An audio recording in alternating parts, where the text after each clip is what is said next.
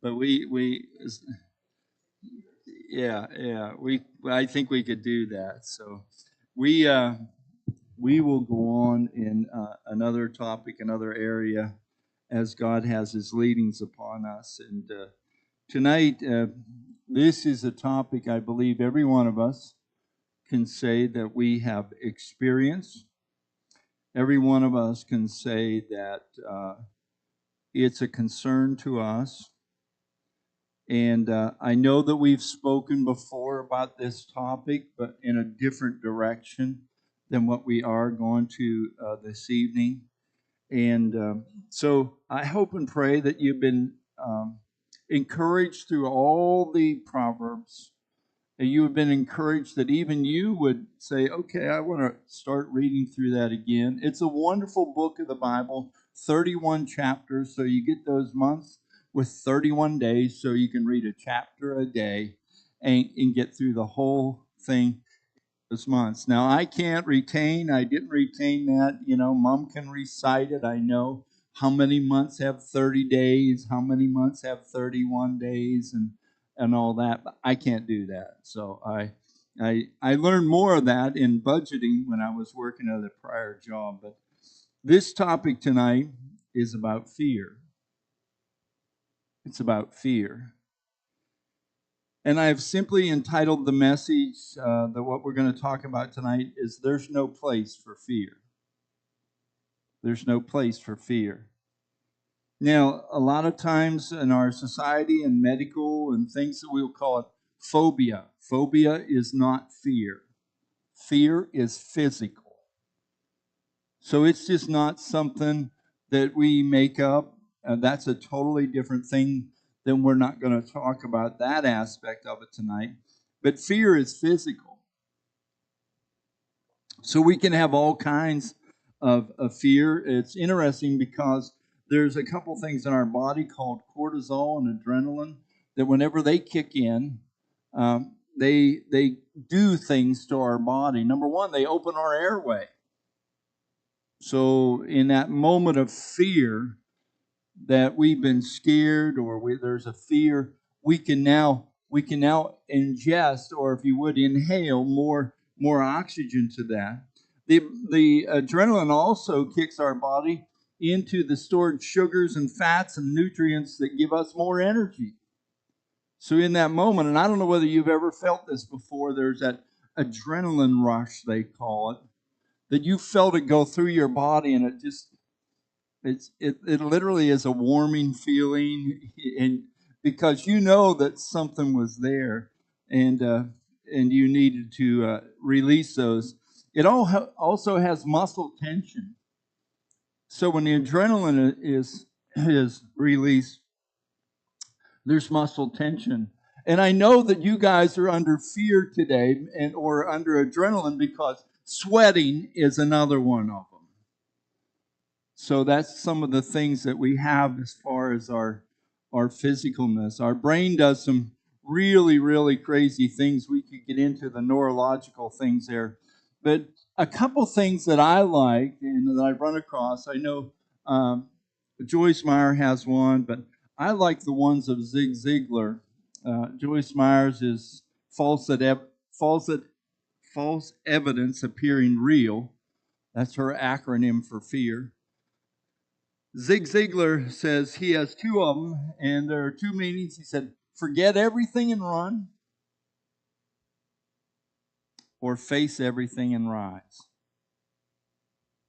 And so there's these acronyms. Matter of fact, those three that I quoted you are some of the most frequently quoted acronyms of fear that people use to combat fear. It's interesting because there's 10 different verbiages, verb, adjective, adverb, noun, those type of things, in the book of New Testament. So when we look at the word fear, there is different words to explain the impact or the velocity or the intenseness of fear throughout the New Testament. So it becomes very, very unique. The most frequented book of the Bible in the New Testament that we see fear being used is in the book of Luke. He uses the word fear 18 different times. The closest competitor in the New Testament are both the book of Matthew and the book of Revelations, which only use it 9 times per each. So Luke uses fear through it.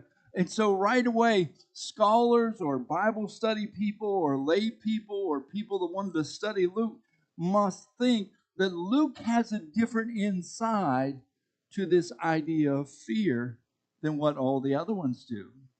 Some of the New Testament writers only use it once or twice, but Luke uses it 18 times. And so it has impact there. And so for us to start off tonight, we're going to go to Proverbs chapter 3. Proverbs chapter 3. And we're going to go to verse 25 to start off with. Now, this fear, I tell you, is different than the fear that we've studied in the past, which says, fear the Lord.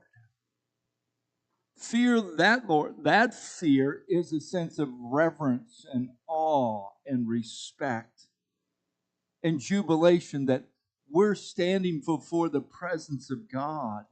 And that's the idea of that fear. This isn't that fear. This is a physicalness about us. And there's a wonderful scripture in my studies that I went through this past week that reminded me of this fear, because as we age, a lot of times as we're young and youthful and strong and vibrant, we're not so much intimidated by certain things, and we really I don't know, we macho up. We think that we're tougher than we are or tougher than we need to be, and we speak strong words, and all that kind of stuff. And so when we come to this in Proverbs 3:25, he says, "Do not be afraid." I'm reading out of the New King James. I'm sorry, the New King James. He says, "Do not be afraid of sudden terror." So you understand, that helps us to identify what kind of fear we're about. So sudden terror, nor of trouble from the wicked one when it comes. This is the kind of fear that we want to talk about tonight. There is no place in our walk with the Lord for this kind of fear to routinely and retainly be a resident in our house. You get that? So I'm not saying we're not going to walk out here tomorrow or tonight and all of a sudden this car is going to go screaming up 580 and all of a sudden it's going to come over into our grass and everything like that. I'm not saying that we wouldn't be fearful of that. That's foolishness on our part. I have certain fears. People would say to me, well, I'm afraid of heights. I'm afraid to get out of heights. I said, why are you afraid of heights? Because heights don't do anything. You can go up in an elevator 10, 20, 30, 40 floors, and you're up that high. But I always say it's the sudden stop of the fall that I'm afraid of. So when you fall off a roof or you fall down off a scaffolding or something, I'm not afraid of the fall. It's like, then that instant before you make contact, it's like there is like, whoa, that's the part I don't like. Okay? So we find this now in the Proverbs. He says, do not be afraid of sudden terror. Now, the terror is there. The application of terror is there. But he said, don't be afraid of that. Or don't put yourself in a position where you can't deal with that. Or that it influences us so much that we begin to back up on God. Because literally, God is our strength. With God, I can do all things. With God, I'm able to overcome. With God, I'm able to resist temptation. Now, the next verse that we're going to read here is out of the Message Bible. The Message Bible. It's Proverbs 3:25. It's lengthy, but I I want to read it to you so it might give us some better understanding to that. Now, remember, the New King James Version is almost very, very close to the King James Version. I didn't look that one up, but it's very close. But now we're going to switch over to the Message Bible, and we're going to read this same verse, Proverbs 3:25. Dear friend, guard clear thinking and common sense with your life. Don't for a minute lose sight of them. They'll keep your soul alive and well. They'll keep you fit and attractive. You'll travel safely. You'll neither tire nor trip. You'll take afternoon naps without a worry. You'll enjoy a good night's sleep. No need to panic over alarms or surprises or predictions or doomsdays just around the corner, because God will be right there with you. He will keep you safe and sound. Now, that's the same verse written by Peterson, I believe, is the person that wrote that. And so you understand now a little bit clearer. That seems to be more like I'm thinking, rather than maybe some of this don't be afraid of sudden terror. I'm concerned about those things. And so when we come to this place of fear in your life, I'm reminded of this verse. This is so beautiful to me, in Ecclesiastes chapter 12, verse 5. In Ecclesiastes chapter 12, we have this story. Matter of fact, I might just turn over there. I'm going to do it this way. It'll be maybe a little faster for me. In Ecclesiastes chapter 12, I want to share some of this with you, because this is so good for us to understand our direction. So he says in Ecclesiastes chapter 12, he says in the very first verse, he said, remember now the Creator in the days of thy youth, while the evil days come not, nor the years draw nigh. So you understand that. Remember him now while you're young. Remember him now. And people say, well, I'm old, then that doesn't apply to me. Remember him now. Today is the day of salvation. So you can't say, well, I'm too old to get saved. I've seen people in their elderly years give their life to the Lord, realizing that they needed to make it straight and right with the Lord. And even if they can say, I've wasted so many years. Yeah, but you're not wasting today, because you've made a step towards the Lord. So it doesn't matter. It doesn't matter. We could get down there to the center, and we could preach and teach all those about the things of the Lord, and they'd say, oh, I'm too old. No, you're not. No, you're not. Because you still have breath. You're still breathing in. As some people say, I'm on the right side of the grass, and they say all these things to analogize. They're living, and so you still have time. You still have an opportunity if God is pulling at your heart. And so that's what he's saying here. And he goes on into verse 2.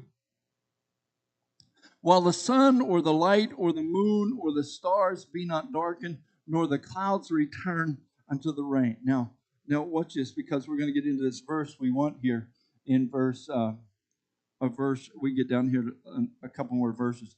He says, in the day when the keepers of the house shall tremble. Now, I don't want to preach on this, because this is a good message for later, I guess. In the day when the keepers of the house shall tremble. Now, I want you to understand who the keepers are. The keepers are your hands and your feet. They are the keepers of the house.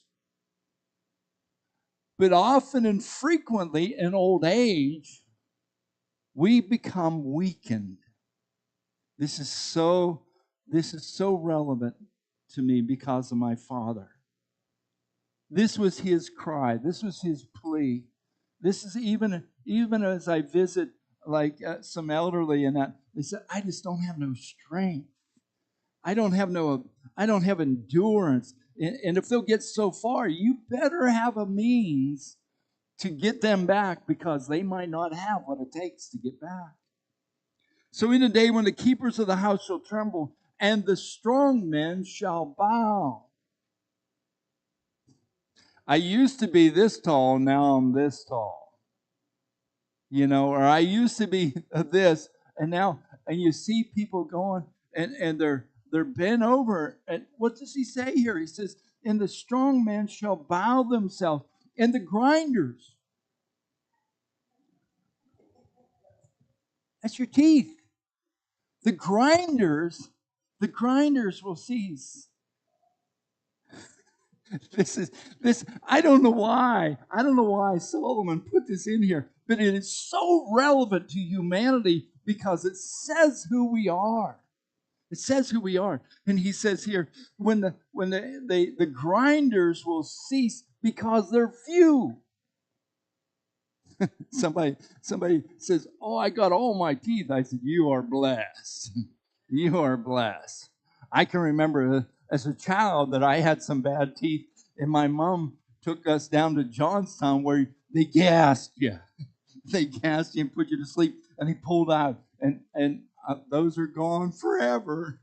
They were my adult teeth, and but they were bad. They needed taken out.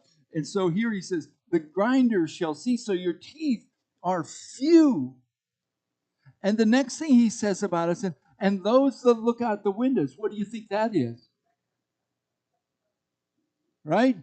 Yeah, I can't see anymore, so I got to get these glasses on. Oh, you're so much bigger now. And so, literally, we find this that they are now that our eyes, he says, that those that look out of the windows be darkened. So that's the one thing that I recognize. I'm becoming more like some people I know. I need a light. Give me a light. And I'm not talking alcohol. I'm talking a flashlight where I can see, where I can brighten it up, where I can see. Because what's happening to my eyes is not allowing the same potency to be able to see that. Now he goes on and he says, the windows be darkened and the doors be shut in the street. So the doors are being shut in the street when the sound of the grinding is low. So now what happens is I can't hear. My hearing's gone. Mom, here, I should set Mom up here in a chair. She's the example for me. This it's please, I'm not using her as an example. But this is what happens to us in life.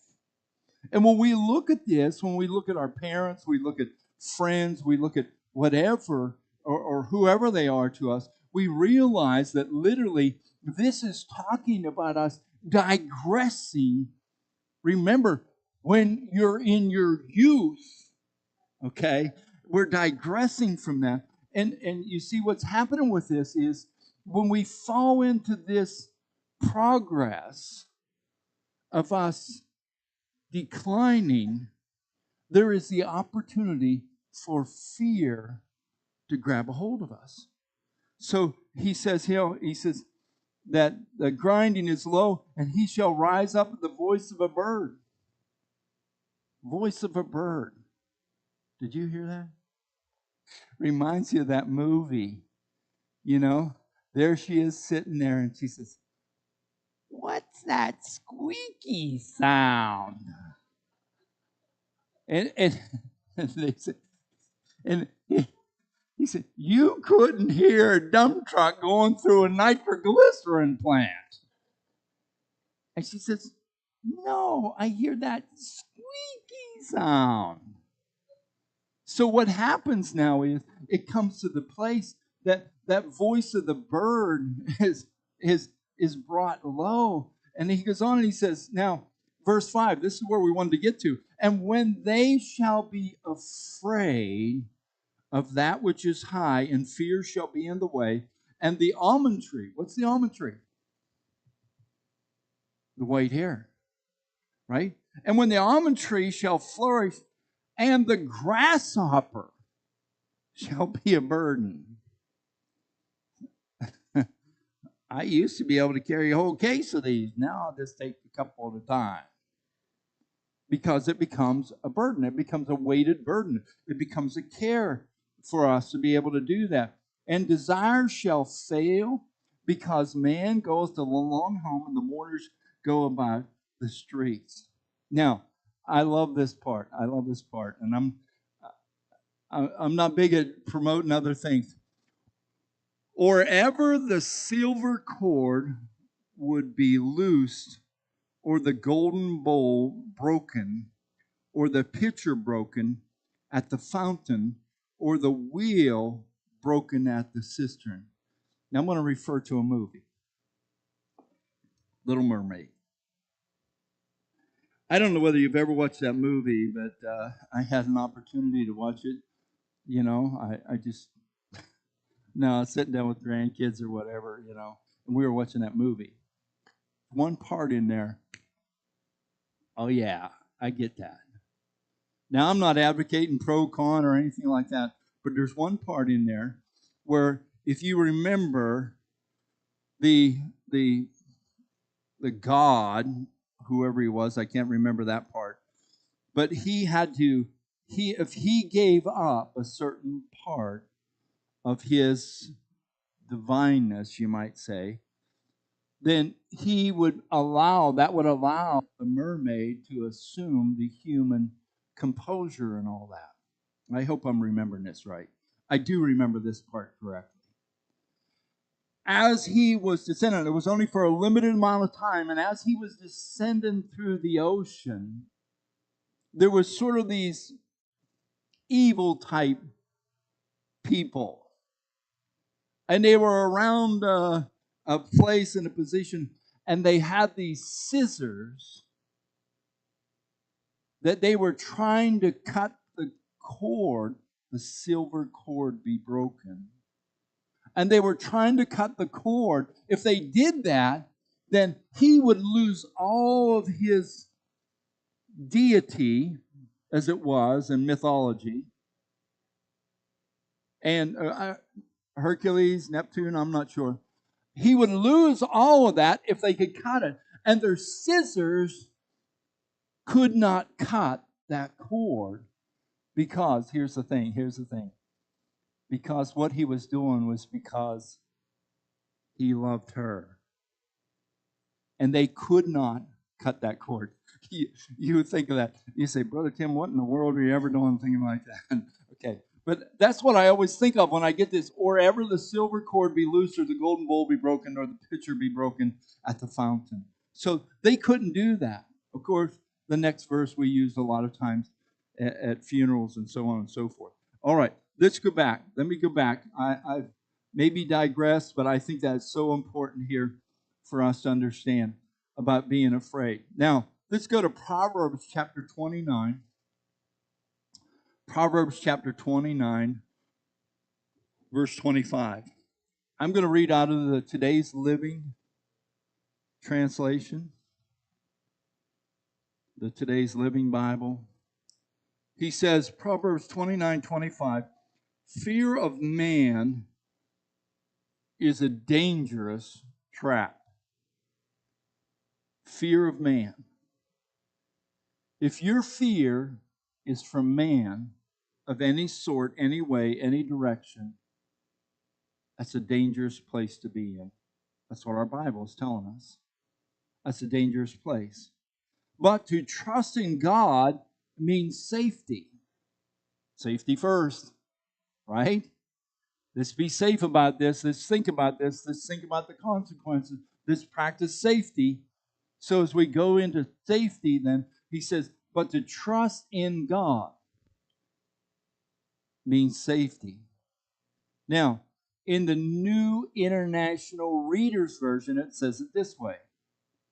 If you are afraid of people, and there's people that have a phobia of this, that's not what we're talking about. We're not talking about those with medical and clinical conditions. We're not talking about that. We're talking about us as men and women of God that are trying to serve God. If we're afraid of people, it will trap you. Now, it doesn't mean that if I'm afraid of somebody, I'm going to walk out here and they're going to trap me. Doesn't necessarily mean that. But what it means is that if we're afraid of people, I'm now trapped. I'm not doing what I should be doing. I'm not doing what I can be doing. I'm not doing what my potential is. I'm not doing what God would have me to do because I'm trapped here because I'm afraid of them. That's what it means. So when he comes to this, he says, if you are afraid of people, it will trap you.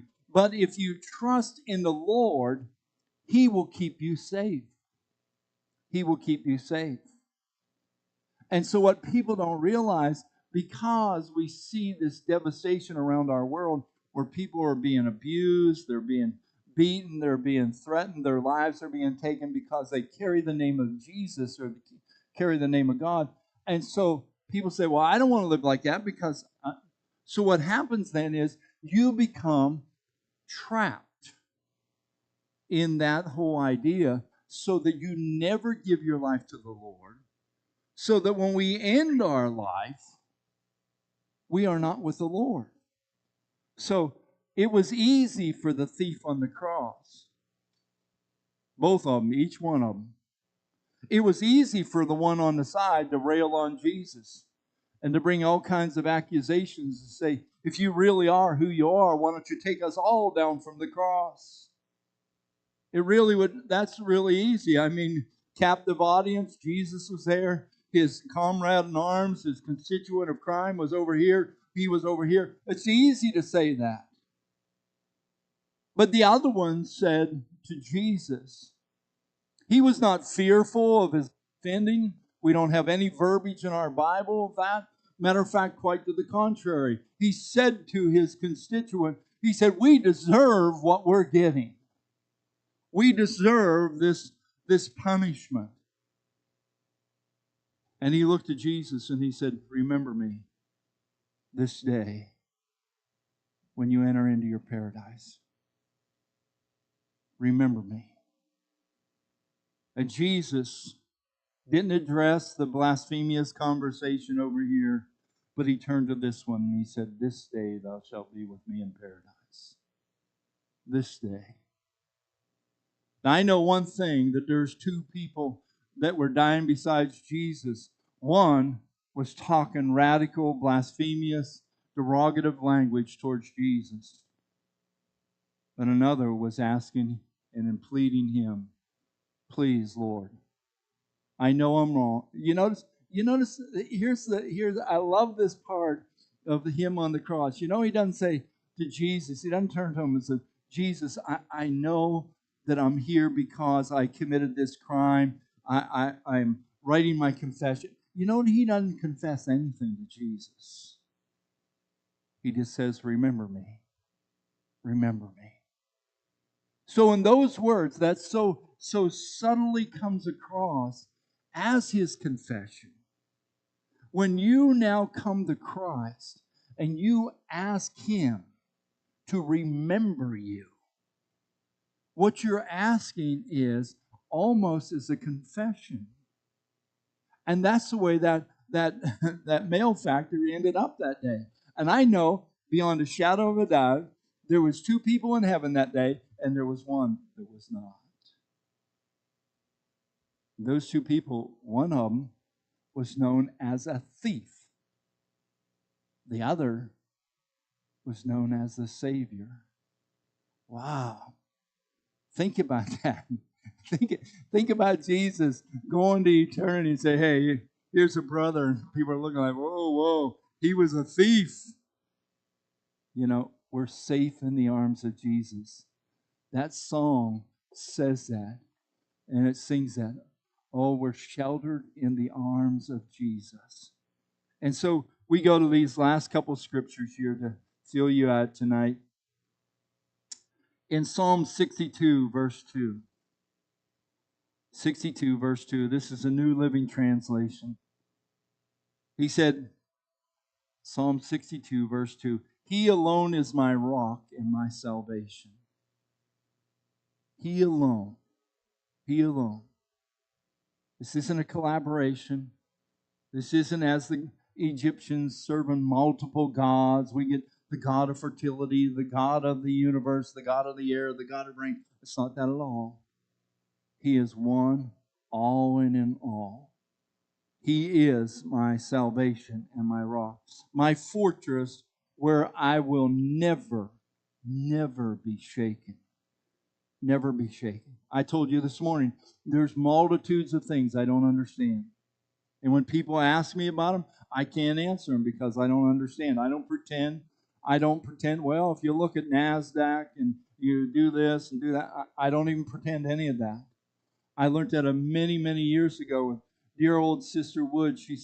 He said, only tell them what you know. Don't try to fluff it up and don't try to mix it up and everything else. Listen to me. The mashed potatoes, they get a little tight and a little sticky after 2 or 3 days in the fridge. We can put a little butter in there. We can put a little milk in there. We can put them on the beaters again, but they're not like they were. And so we like them that way sometimes, and that's okay. But we got to remember, just let them know what you know. Oh, we know this verse very well. Psalm chapter 23, verse 4. He says, yea, though I walk through the valley of the shadow of death. Psalm 23, verse 4. He says, I will fear no evil. I will fear no evil. It's just been lately that I understood that the valley of shadow of death is a literal place. It's a literal place. And the psalmist poetically put that into the language to help us understand that, yes, that's a literal place, but it's as though I'm going through the spiritual danger of walking through. And he says, I will fear no evil, for you are with me. I love this. Your rod and your staff, they comfort me. They comfort me. Because this is what God is talking about us. So you and I, when we leave this building, anatomy-wise, we're the same person. You might have lost a quarter of a pound of sweat or something like that and lost some weight or something. But we're going to leave here pretty much just the way we come in the building. Pretty much. Except for the opportunity for our spiritual growth. Except for that. That doesn't add any weight. That doesn't take any weight off. Well, maybe it takes spiritual weight off. But so when we leave this place, we're going to actually understand, wait a minute, I'm not going to fear. Because there's nothing I can do. I'm doing my operation, whether it's I'm driving in the car, whether I'm working in my house. I'm trying to be as safe and conscious of all the things that could go wrong. And there's nothing that I can do if something happens. So right now, if lightning strikes this building, there's not one thing we can do. Not one thing. You understand? So we have to get to this mindset in ourselves that literally we're doing everything because we put our whole care of our life and ability in the hands of the Lord. Now, 2 more scriptures for you. In Psalm 27, verse 1. Psalm 27, verse 1. He says here, the Lord is my light. I told you I needed a light, right? I told you I needed a light because my eyes are growing dim. The windows are growing dim. So I need a light. Prayerfully, we are not spiritually growing dim. Although there's times in the Bible from old to new, you can go back into the book of Genesis, you can go into the book of Revelations, and you can find out there are some that their eyes were growing dim because they were moving away from God. I don't want to move away from God. I want to move closer to the Lord. I want God's people closer around me. John Maxwell, in his book about leadership, when I was reading back and forth as we were traveling, one of the aspects I remember, he says, surround yourself with people that make you look better. Surround yourself with people that will do a good job for you. Surround yourself with people that you want to be around. And I never forgot that as I was reading that little booklet and going back and forth and flying and stuff. Not a lot to do when you're flying. You can't get up and walk out for a walk or anything like that. You're right there in the seat. And so for 6 hours, I was able to read that book, and I completed it in that whole time. And I realized that literally people get so fearful. And one of the aspects of that is he says, when you get into a position, train somebody to take your place. And you say that to people, there's no way, man. I'll lose my job if I do that. No, not necessarily. And so when we begin to realize that, wait a minute, I want to be drawn closer to the Lord. That song says, each step I take leads me closer. That's where I want to be. This day, I want to get closer to the Lord. This day, I want to get closer to the Lord. I don't want this thing, I go 2 steps forward and 3 steps back. I don't want that. That's too much. That's too much effort every day. I want to go closer to the Lord. I want to be closer to the Lord. I want to tell people closer to the Lord. That's the way. Last verse for us this evening. Or I didn't finish this one, 27:1. The Lord is my light and my salvation. Whom shall I fear? The Lord is the strength of my life. Of whom shall I be afraid? Of whom shall I be afraid? Here's our last verse, 2 Timothy chapter 1, verse 7. 2 Timothy chapter 1, verse 7. And remember, the whole idea is there's no place for fear here. No place for fear. I've seen some people that have been fearful to give their life to the Lord. I've seen people that have been under the influence of God's Spirit, and you see their knuckles out over the seat, and they're getting white, and they're firm, and they're twisted. They're not looking around, but you know God's speaking to them. And people are afraid to come to the Lord. What if I come to the Lord? What's Brother Ralph going to think about me if I come and bow down here? Or what's Sister going to think of me if I come up to the altar? They believe, and see, we get into this whole idea of our image. They believe that I'm right and I'm righteous and holy and everything else.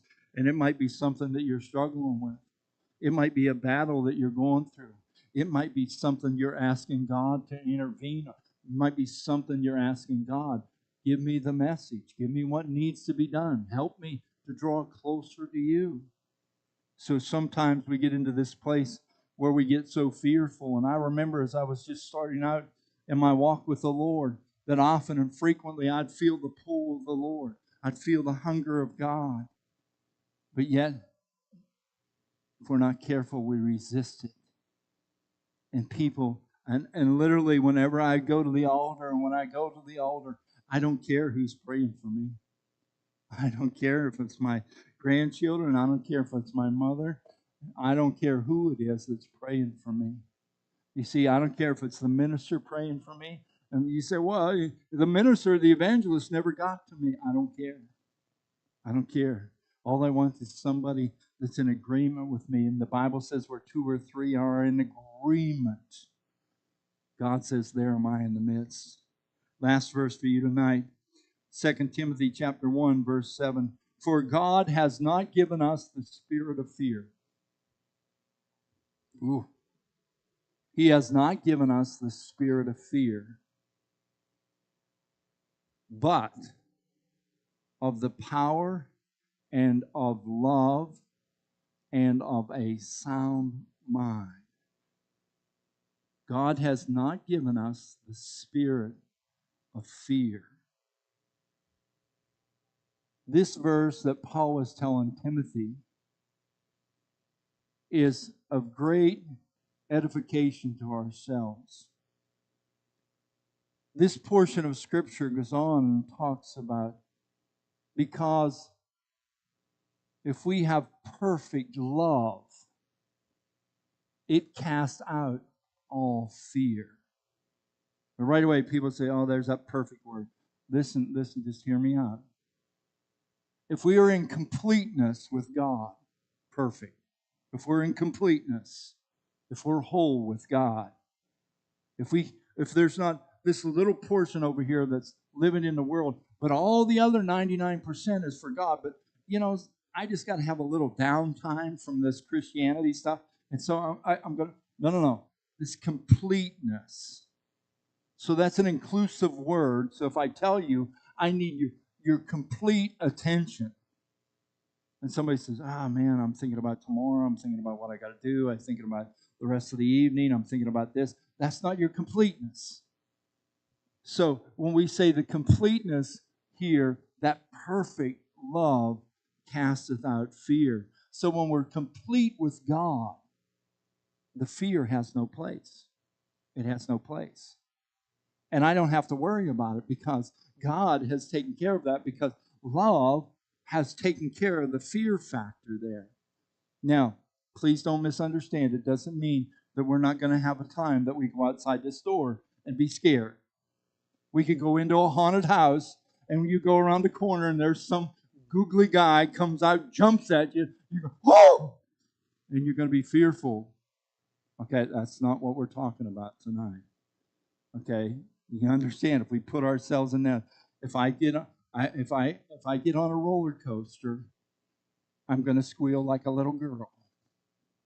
Okay, because it's going to go clickety clack, clickety clack, clickety clack, clickety clack, clickety clack, click, click, click, click.